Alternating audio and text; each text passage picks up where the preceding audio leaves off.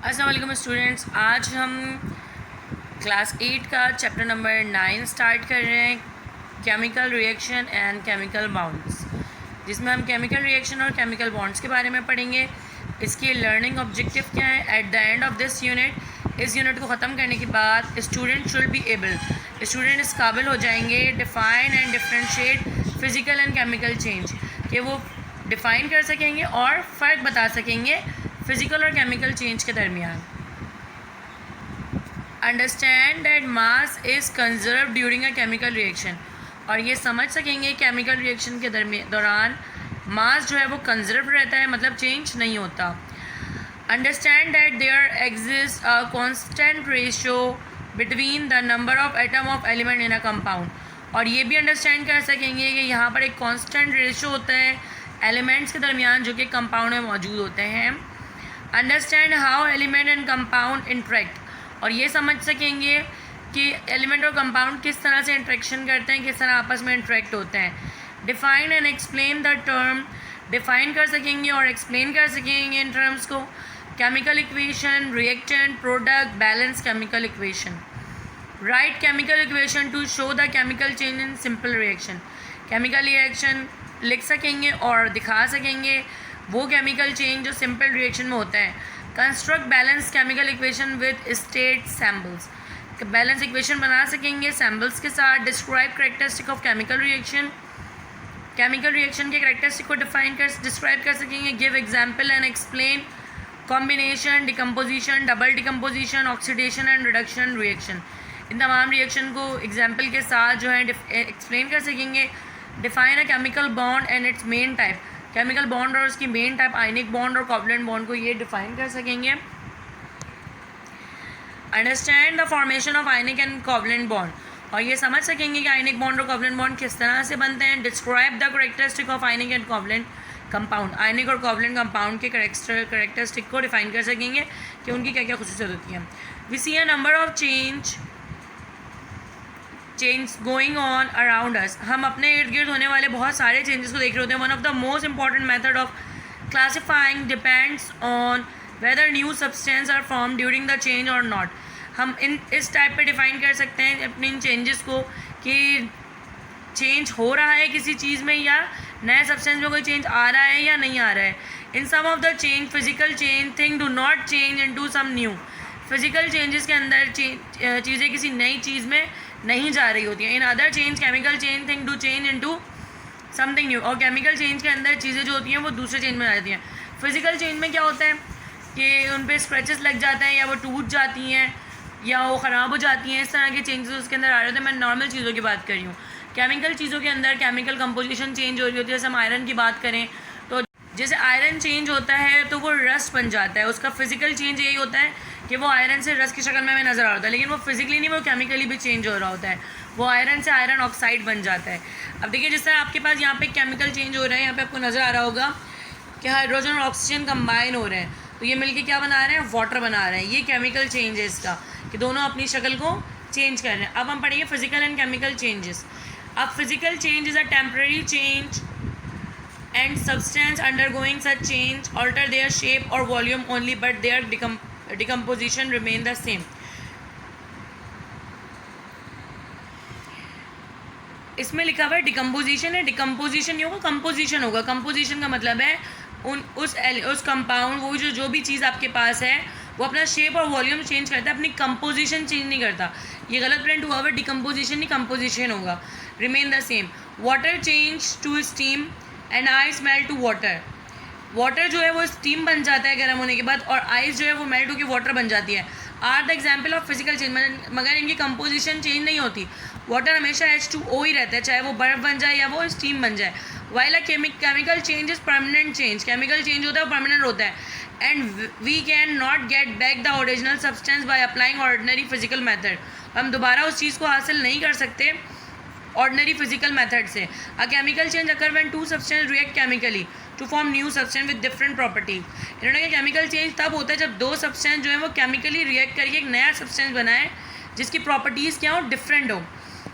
The original substance are known as reactant, जो original substance होते हैं उन्हें हम रिएक्टेंट कहते हैं, और जो नए बनने वाले सब्सटेंस होते हैं उन्हें हम प्रोडक्ट कहते हैं.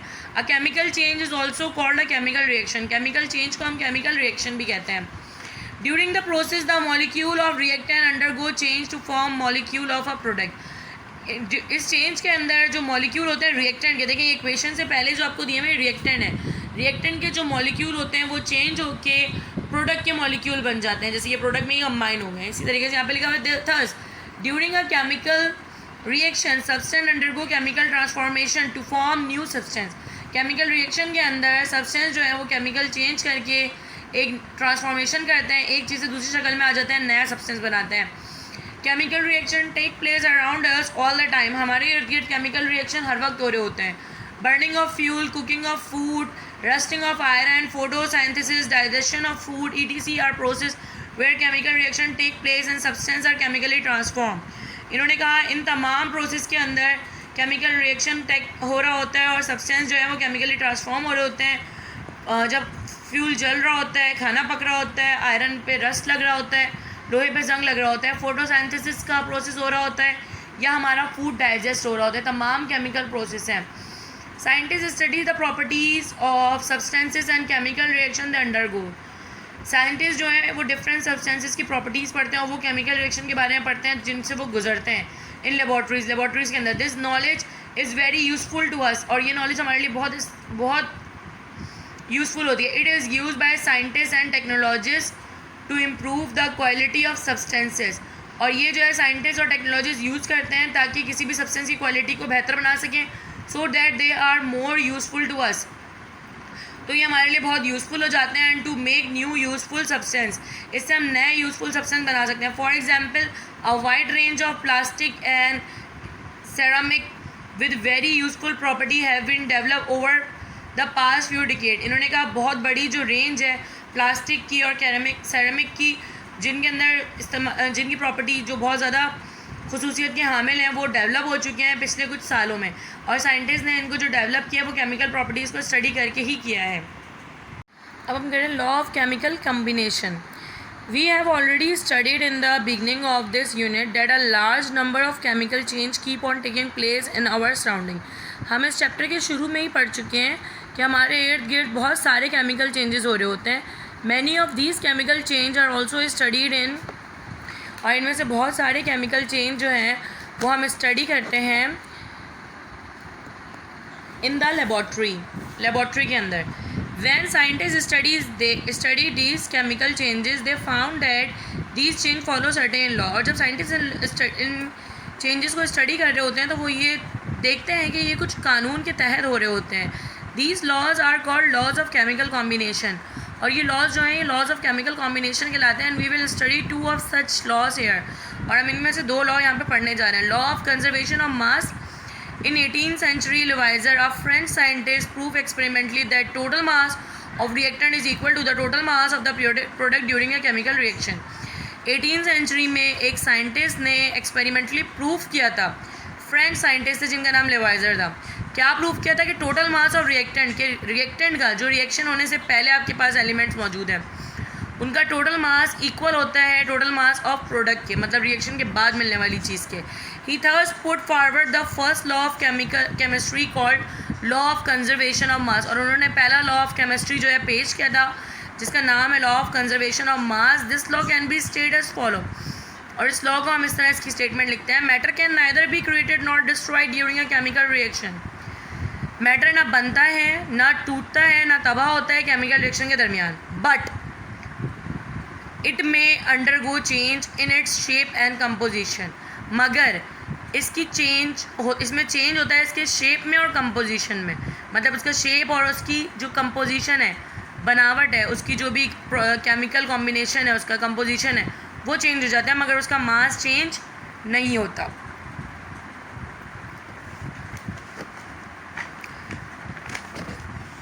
There are such chemical reaction in which it seems that matter has destroyed. या बहुत सारे केमिकल रिएक्शन होते हैं जिसमें हमें ऐसा लगता है, seems that, ऐसा लगता है कि मैटर जो है वो डिस्ट्रॉयड हो गया. For example during burning of coal, जब हम कोयला जलाते हैं, कार्बन को बर्न करते हैं, carbon dioxide and water are form. Carbon dioxide और वाटर बन रहा होता है. if the mass of reactant before the experiment and the mass of product afterward are measured.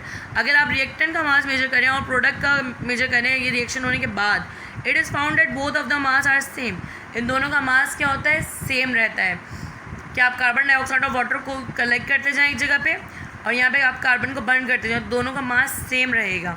ठीक है, इस एक्टिविटी को भी हम डिस्कस करेंगे. पहले हम इस लॉ को डिस्कस कर रहे थे, नाउ अब एक्टिविटी डिस्कस करते हैं. Take aqueous solution of sodium chloride. आप सोडियम क्लोराइड का सोल्यूशन लीजिए in a flask. Take aqueous solution of silver nitrate. फिर सिल्वर नाइट्रेट का सोल्यूशन लीजिए in a small test tube and hang it into a flask. और उसको flask के अंदर ले जाइए with the help of a thread as shown in the diagram. और छोटी सी टेस्ट ट्यूब जो है उसके अंदर थ्रेड की मदद से ले जाइए जिस तरह यहाँ पर नज़र आ रही है. Note that the mass of a flask on the top loading balance, जो ऊपर टॉप लोडिंग बैलेंस है उसके ऊपर mix the two solution by putting the thread. और थ्रेड को अंदर डालने के बाद आप इन दोनों सोल्यूशन में मिक्स कर दें. White participate of silver chloride AgCl इस फॉर्म. वाइट कलर के पार्टिसिपेट बन रहे होंगे सिल्वर क्लोराइड के इस form by the chemical reaction of between two solution. और ये दो सोल्यूशन के केमिकल रिएक्शन की वजह से बन रहे होते हैं. जब AgNO3 और NaCl रिएक्ट करेगा तो सिल्वर क्लोराइड बन रहा होता है AgCl. ये आपकी फ्यूम को वाइट कर देता है. Note down the mass of flask again. दोबारा फ्लास्क का मास लें. You will observe that the mass of the flask before and the after experiment remain the same. This prove that the mass of reactant and the product remain the same during a chemical reaction. और ये prove कर रहा है कि इन दोनों का मास जो है वो सेम रहा. रिएक्शन करने से पहले अभी टेस्ट ट्यूब हमने ऊपर रखी हुई थी, इसमें गिराई नहीं थी. फिर उसके बाद क्या होता है, हम इसमें पुट कर देते हैं मिक्स करने के लिए, तो उसका मास सेम ही रहता है. हम थ्रेड छोड़ देते हैं इसके अंदर. पहले हमने थ्रेड से इसको पकड़ा हुआ होता है और लटकाया हुआ होता है, इसमें छोड़ा नहीं होता. जैसे छोड़ते हैं तब रिएक्शन होता है, वाइट फ्यूम नज़र आती हैं. तो फ्यूम नज़र आने के बाद आफ्टर मिक्सिंग के बाद भी सेम रहता है. ठीक है, नाउ हम डिस्कस करेंगे अब law of constant proportion. A chemical compound can be obtain from many sources. एक केमिकल कंपाउंड हम बहुत सारी सोर्सेज से हासिल कर सकते हैं. It can be prepared in the laboratory by a number of different chemical reaction. आप इसे लेबॉर्ट्री में बना सकते हैं डिफरेंट केमिकल रिएक्शन से. For example water is such a chemical compound which can be obtain from river. पानी एक ऐसी चीज़ है जो आपको रिवर से भी मिलती है, वेल से भी मतलब दरिया से भी, कुएँ से भी, झील से भी, समुंदर से भी और मैनी अदर सोर्सेज से. Water can also be prepared by chemical reaction in the laboratory.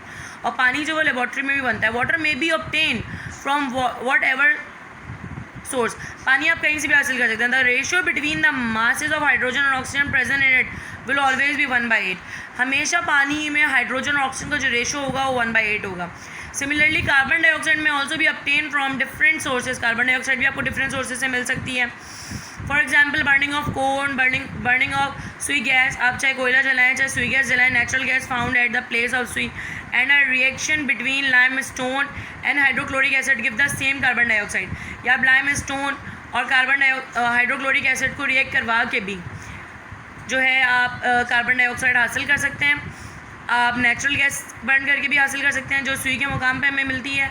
What ever may be the source of carbon dioxide, the ratio between the masses of carbon dioxide and oxygen will be 3/8. Oxygen और carbon dioxide का जो ratio है वो हमेशा क्या होगा, 3/8. This fact can be state in the form of law called law of constant proportion. और ये फैक्ट जो है हमें लॉ की सूरत में मिलता है जो लॉ ऑफ कांस्टेंट प्रोपोर्शन है. It is state that a pure chemical compound obtain from different sources will always have a fixed ratio between masses of different element present in it. कहते हैं कि आपको कोई भी कंपाउंड कहीं किसी भी सोर्स से मिल रहा हो उसके जो एलिमेंट का रेशियो है वो हमेशा सेम रहता है. Chemical reaction and equation. When iron, Fe and sulfur S are heated, जब आयरन और सल्फर को हीट किया जाता है, they combine to form a new substance called iron sulfide. ये दोनों मिलकर जो एक नया सब्सटेंस बनाते हैं जिसे हम आयरन सल्फाइड कहते हैं, FeS. Water on electrolysis liberate H2 and O2. जब वाटर को हम इलेक्ट्रोलाइसिस करते हैं उसमें से करंट पास करते हैं तो वो H2 और O2 को अलग अलग कर देता है. These are example of chemical reaction. ये केमिकल रिएक्शन के एग्जाम्पल हैं and are represented by chemical equation. और ये केमिकल इक्वेशन से जाहिर की जाती हैं. A chemical equation is a representation of a chemical change by mean of sample and formula. Chemical equation जो होती है वो एक ऐसी पेशकश होती है केमिकल चेंज की जिसे हम सैम्पल और फार्मूले की सूरत में पेश कर रहे होते हैं. We must know the following fact before writing a chemical equation. Chemical equation लिखने से पहले हमें कुछ फैक्ट पता होने चाहिए. We should know the name and formula of the substances taking part in the chemical reaction. हमें उन चीज़ों की सब्सटेंसेस के नाम पता होने चाहिए, फॉर्मूले पता होने चाहिए जो केमिकल रिएक्शन में हम इस्तेमाल करने जा रहे हैं. The substances take part in a chemical reaction are called reactant. जो सब्सटेंस केमिकल रिएक्शन में हिस्सा ले रहे होते हैं वो रिएक्टेंट कहलाते हैं. We should also know the name and formula of the substance produced in a chemical reaction. और जो प्रोड्यूस होने जा रहे हैं केमिकल रिएक्शन के अंदर उन सब्सटेंस के नाम और फार्मूले भी हमें पता होने चाहिए. The substance that are produce in a chemical reaction are called product. और जो प्रोड्यूस हो रहे होते हैं केमिकल रिएक्शन के अंदर वो क्या कहलाते हैं? Product. How to write a chemical equation. Chemical equation किस तरह से लिखी जाए? Follow the following rule while writing a chemical equation. हमें फॉलो करने पड़ते हैं कुछ रूल जो केमिकल इक्वेशन राइट करते हुए. वो ये हैं: right the formula of the reactant on the left hand side in an equation. हमें उन तमाम रिएक्टेंट के फार्मूले लेफ्ट हैंड साइड पे लिखने हैं इक्वेशन के अंदर. Right the formula of product on the right hand side in the equation. और जो प्रोडक्ट है उन्हें हम राइट हैंड साइड पे लिखते हैं सीधा हाथ की जानिब. Put the sign of arrow in between the reactant and product. Reactant और प्रोडक्ट के दरमियान एरो का साइन होगा. इफ़ देयर आर टू और मोर सब्सटेंस, टू और मोर रिएक्टेंट और प्रोडक्ट, अगर आपके पास रिएक्टेंट या प्रोडक्ट दो या दो से ज़्यादा हैं, then plus sign is place between them. तो हर किसी के बीच में प्लस साइन आएगा. ठीक है. The number of atom of reactant and the product are made equal to satisfy the law of conservation of mass. Reactant और प्रोडक्ट में नंबर ऑफ एटम इक्वल होने चाहिए ताकि law of conservation of mass को satisfy कर सकें. This law state that matter can neither be created not destroyed, the matter is indestructible. ये कहते हैं मैटर ना बन सकता है ना टूट सकता है क्योंकि मैटर जो वो इंडिस्ट्रक्टिबल है, ना तबाह होने वाला पार्टिकल है. द प्रोसेस ऑफ इक्वलाइजिंग और atom of each type on left hand side and the right hand side of an equation is known as balancing the chemical equation. जो हम इक्वलाइजिंग करते हैं एटम को लेफ्ट और right side पे, वो balance the chemical equation कहलाता है. Never change a formula of either the product or of the reactant in order to place the balance the equation. ना आप रिएक्टेंट का फार्मूला चेंज कर सकते हैं ना प्रोडक्ट का बैलेंस करने के लिए इक्वेशन को. All the reactant and product in a chemical equation must be written in a molecular form. ये मॉलिक्यूलर फॉर्म में होते हैं. एटॉमिक फॉर्म और अनस्टेबल. एटॉमिक फॉर्म जो है वो अनस्टेबल है, इसलिए हम हमेशा मॉलिक्यूल में लिखते हैं दो या दो ग्रुप बना के, उनका पेयर बना के.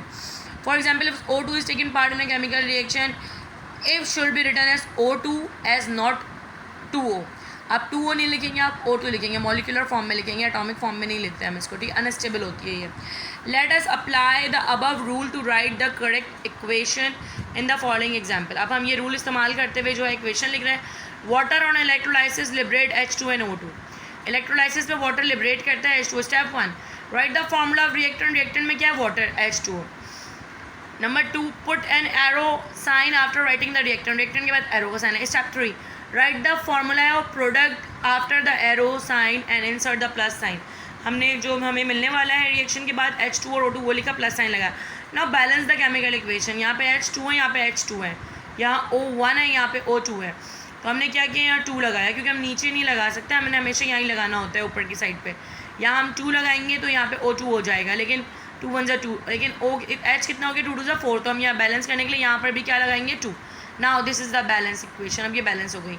सेकेंड एग्जाम्पल क्या है, मैग्नीशियम बर्न इन ऑक्सीजन. जब मैग्नीशियम को ऑक्सीजन में बर्न किया जाता है और white powder of magnesium oxide is form, एक वाइट कलर का पाउडर बनता है magnesium oxide. How will you right the chemical reaction. आप किस तरह से इसका केमिकल रिएक्शन लिख सकते हैं. मैग्नीशियम को आप ऑक्सीजन से रिएक्ट कराएं, फर्स्ट स्टेप रिएक्टेंट लिखा आपने, एरो लगाया रिएक्टेंट कंप्लीट होने के बाद. देन प्रोडक्ट में आपको मैग्नीशियम ऑक्साइड मिल रहा है, ये अनबैलेंस है, क्यों, Mg1 है, O2 है. ठीक है, तो आपने क्या किया, यहाँ 2 लगाया, यहाँ 2 लगाया तो Mg भी 2 हो गया, तो आपने यहाँ पे भी 2 लगाना है. तो मैंने Mg से पहले यहाँ पे भी 2 लगाया और यहाँ पे भी. अब ये बैलेंस हो गया. इसी तरह sodium hydroxide react with sulphuric acid. Sodium hydroxide NaOH को हम H2SO4 से रिएक्ट करवाएंगे to give sodium sulphate and water. इससे क्या मिलेगा आपको, sodium sulphate, NaSO4, Na2SO4 and H2O. How will you represent the chemical equation. पहले आपने सोडियम हाइड्रोक्साइड और H2SO4 मतलब हाइड्रोसल्फ्यूरिक एसिड जो है यहाँ पे लिखा आपने, NaOH और सल्फ्यूरिक एसिड के बाद आपने एरो बनाया. आपने एरो बनाने के बाद बताया Na2SO4 मतलब सोडियम सल्फेट और वाटर आपको मिल रहा है. ये अनबैलेंस है क्योंकि यहाँ Na1 है, यहाँ पे Na2 है, तो आपने यहाँ 2 लगाया. ठीक है, इसको बैलेंस करने के लिए Na2SO4, SO तो 4 था, H2 था, H2 है. O आपका कितना हो गया, 1 और यहाँ पे 4, 5 हो रहा है. तो आपका 5 यहाँ पे 5 हो रहा है. O को बैलेंस करने के लिए हमने यहाँ पे 2 लगाया. क्योंकि ओ हमारा कितना हो रहा है 6, 4 ओ यहाँ पे है, 2 ओ यहाँ पे, 6 हो रहे हैं तो हमने यहाँ पे 2 लगाया क्योंकि 4 ओ ये रहे और 2 ओ ये रहे, ये भी 6 हो गए। अब ये बैलेंस है, इसको बैलेंस करने के लिए हमने यहाँ और यहाँ 2 जगह पे 2 प्लेस किया, ठीक है। तो पहले हमने क्या किया, रिएक्टेंट राइट किया, रिएक्टेंट कंप्लीट करके उसके बाद एरो लगाया, उसके बाद प्रोडक्ट लिखा, फिर उसको बैलेंस किया, जो कि हमारा रूल है रिएक्टेंट और प्रोडक्ट लिखने का। Significance of an equation. Chemical equation provide us a lot of information about a chemical reaction. Significance मतलब आपको क्या क्या इसके फ़ायदे होते हैं, क्या क्या इसकी अहमियत है, वो बताना। केमिकल इक्वेशन जो है आपको बहुत सारी इन्फॉर्मेशन बताती है केमिकल रिएक्शन के बारे में एट अ ग्लांस, एक झलक में। दे इंडिकेट्स, ये आपको बताते हैं, इशारा करते हैं, आपको जाहिर करते हैं the substance that take part in a reaction and those that are produce, वो सब्सटेंस जो रिएक्शन में हिस्सा ले रहे हैं और क्या सब्सटेंस में से बन रहे हैं। The quantity of reactant and the product by mass और वॉल्यूम, मास और वॉल्यूम के हिसाब से रिएक्टेंट और प्रोडक्ट की क्वांटिटी बता रहे होते हैं, तादाद बता रहे होते हैं। The number of molecule taking part as reactant and the number of molecule of the product, के रिएक्टेंट में कितने नंबर ऑफ मॉलिक्यूल और प्रोडक्ट में कितने नंबर ऑफ मॉलिक्यूल हैं। कैरेक्टरिस्टिक ऑफ केमिकल रिएक्शन, क्या है केमिकल रिएक्शन के कुछ characteristics. When a chemical reaction take place it show one or more of the following characteristic, वो इनमें से एक या एक से ज़्यादा कैरेक्टरिस्टिक्स दिखा रहे हैं। Evolution of a gas, evolution करते हैं किसी गैस की शक्ल, कोई गैस पैदा हो रही होती है, उसमें से गैस में भी evolve during a chemical reaction, इसमें एक गैस इवॉल्व होती है। If one of the reactant is a liquid or in solution form, evolution of a gas is marked by effervescence, bubbling, effervescence मतलब बबलिंग की सूरत में आपको पता लगता है कि इसमें गैस इवोल्यूशन हो रही है, गैस बन रही है लिक्विड के अंदर। The gas can be identified by testing it, और गैस को हम टेस्ट करने के बाद बताते हैं कौन सी गैस है। Evolution of a gas is shown by an arrow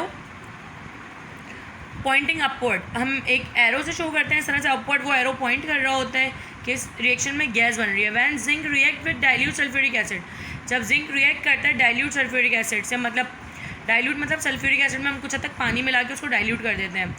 hydrogen gas is given off, इसमें हाइड्रोजन गैस मिलती है। There is a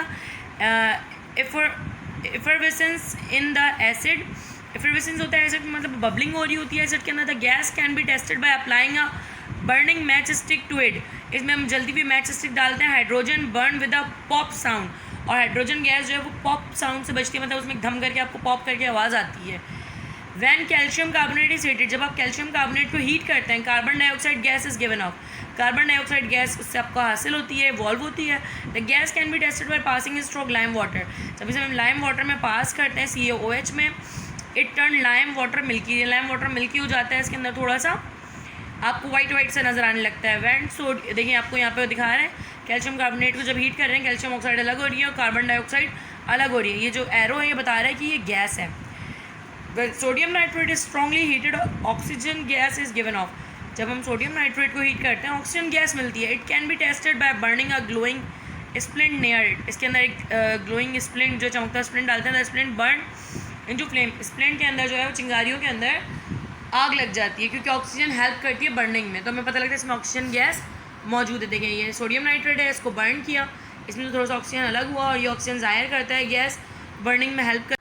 change of colour, one of the product form during a chemical reaction may have a different colour than the reactant, जो product बन रहे होते हैं उसका colour जो होता है वो रिएक्टेंट से चेंज होता है। In such a case change of colour combines, इन केसेस के अंदर चेंज ऑफ कलर हो रहा होता है इन द केमिकल रिएक्शन के अंदर।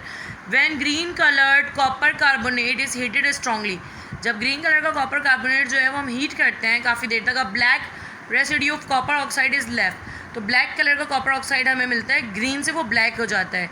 ये देखिए इसका रिएक्शन दिया हुआ है, कॉपर कार्बोनेट का कॉपर ऑक्साइड और कॉपर कार्बन डाइऑक्साइड हो जाता है, लेकिन ये ब्लैक कलर में हो जाता है, कलर चेंज होता है। When the white crystal of lead nitrate, जब हम वाइट कलर का क्रिस्टल होता है लेड नाइट्रेट का, are heated strongly, yellow colour lead monoxide is form, yellow colour का लेड मोनोऑक्साइड जो है वो बन जाता है। Reddish brown gas nitrogen dioxide is also given off, और रेडिश ब्राउन गैस जो है उसमें से नाइट्रोजन डाइऑक्साइड की वो निकल रही होती है और ऑक्सीजन गैस भी निकल रही होती है, तो इसमें भी क्या हो रहा होता है, कलर चेंज हो रहा होता है।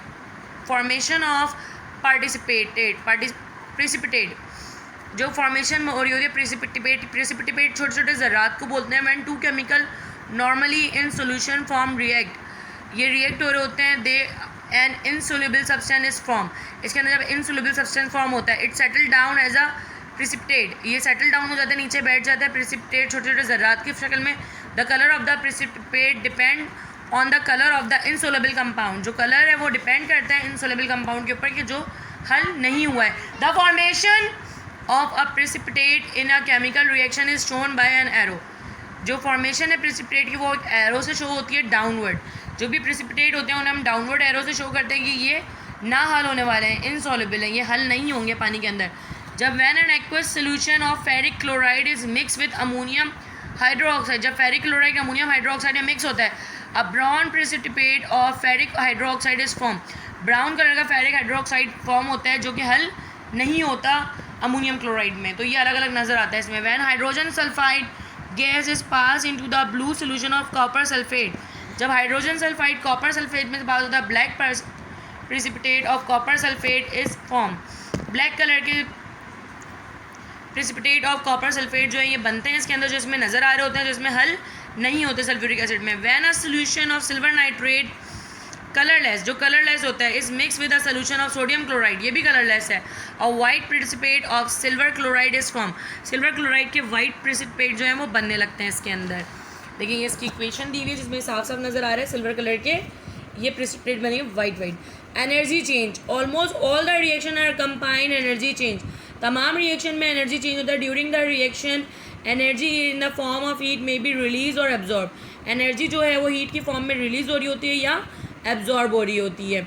Accordingly there are following two types of chemical reaction. इसके हिसाब से केमिकल रिएक्शन के दो टाइप्स हैं, एक एक्सोथर्मिक रिएक्शन और एक endothermic reaction. Exothermic reaction during which heat is release. Exothermic reaction में हीट रिलीज हो रही होती है, बाहर निकल रही होती है. To show the release of energy plus heat is written on the right hand side of the equation. Plus heat का साइन जो है हम साइड पे लगाते हैं कि इसमें हीट जो है वो बाहर आएगी. All the burning reaction are exothermic reaction. जितनी चीज़ों को भी हम जलाते हैं वो तमाम exothermic. When carbon burn in air heat is release. जब हम कार्बन को बर्न करते हैं उसमें से हीट निकलती है. When water is added to quick lime, जब हम वाटर को कैल्शियम ऑक्साइड में मिक्स करते हैं, heat is evolve. Heat evolve होती है and the water become very hot, और पानी बहुत हॉट हो जाता है. एक्सोथर्मिक रिएक्शन में जो आपका रिएक्टेंट होता है वो प्रोडक्ट बन के हॉट हो जाता है. एंडोथर्मिक रिएक्शन में क्या होता है? Endothermic reaction in which heat is absorb. ये हीट को एब्जॉर्ब कर लेता है अपने अंदर और आपके प्रोडक्ट को ठंडा कर देता है. To show the absorption of heat either plus heat sign is written on the left hand side, minus heat is written on the right hand side. Plus heat left पे लिखते हैं, माइनस हीट राइट पे लिखते हैं. तो हम minus heat लिखते हैं on the right hand side of the equation. When carbon and sulphate are heated, जब कार्बन और सल्फर को हीट करते हैं, they react to form carbon disulphide. ये कार्बन डाइसल्फाइड बनाते हैं. Heat is absorb in the reaction. Heat जो होती है वो एब्जॉर्ब हो जाती है. When nitrogen and oxygen are heated to a high temperature, जब नाइट्रोजन और हाइड्रोजन को हाई टेम्परेचर पे हीट करते हैं, they react to form nitric oxide. ये दोनों रिएक्ट करके नाइट्रिक ऑक्साइड बनाते हैं. Heat is absorb in the reaction. इसमें भी हीट एब्जॉर्ब होती है, नाइट्रोजन ऑक्सीजन को रिएक्ट कराते हैं, नाइट्रिक ऑक्साइड हो जाती है. ये भी रिएक्शन के बाद प्रोडक्ट्स का थोड़ा ठंडा हो जाता है क्योंकि हीट ये एब्जॉर्ब कर लेता है. In some chemical reaction there is a change in physical state, change of state. कुछ रिएक्शन के अंदर चेंज ऑफ स्टेट भी होता है जो क्या फिजिकल स्टेट को चेंज करता है. To show the change of state for solid, I for liquid, G for gas and A Q for aqueous. Aqueous मतलब पानी वाला solution. Are written after their symbol और फार्मूला है. तो हम ये सैम्बल और फार्मूला के साथ लिखते हैं कि ये लिक्विड है, गैस है या सॉलिड है या एक्वस है. Electrolysis of water give hydrogen oxygen gas. Electrolysis of water में हमें हाइड्रोजन और ऑक्सीजन गैस मिलती है. वाटर क्योंकि लिक्विड था इसलिए हमने लिक्विड लगाया. हाइड्रोजन गैस है, ऑक्सीजन गैस है इसलिए मैंने जी लगा दिया. When hydrogen burn in oxygen water is form. जब हाइड्रोजन और ऑक्सीजन को साथ में बर्न करते हैं तो पानी बनता है. दो गैस बर्न हो रही है तो आपको लिक्विड मिल रहा है. When aqueous solution of silver nitrate is mix with aqueous solution of sodium chloride, मतलब aqueous solution of sodium nitrate का सिल्वर नाइट्रेट का और सोडियम क्लोराइड का. A white precipitate of silver chloride is form with sodium nitrate. तो white precipitate है ये और जो सोडियम नाइट्रेट है, ये प्रेसिपिटेट था इसलिए हमने पीपीटी यहाँ पे लिखा हुआ है, और ये आपका सोडियम नाइट्रेट है. तो ये बता रहे हैं, ये जो छोटे सैम्पल होते हैं ये स्टेट बता रहे होते हैं कि जो रिएक्शन अपनी स्टेट को चेंज कर रहे हैं, लिक्विड से गैस, गैस से लिक्विड, तो यहाँ चेंज ऑफ स्टेट हो रहा है. ठीक है, होपफुली आपको समझ में आया होगा.